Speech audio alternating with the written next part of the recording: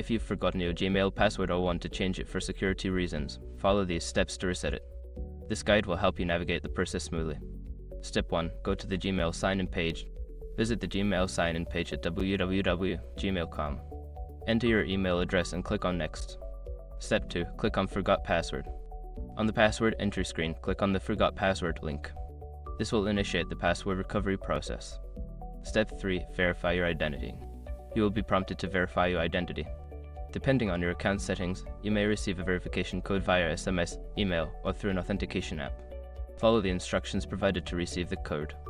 Step 4. Enter the verification code.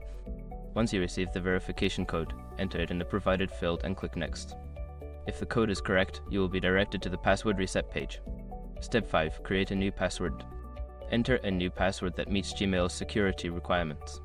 Confirm the new password by entering it again, then click Next to finalize the process. You will receive a confirmation that your password has been reset. After completing these steps, you can log into your Gmail account using your new password. Remember to keep your password secure and consider enabling two-factor authentication for added security.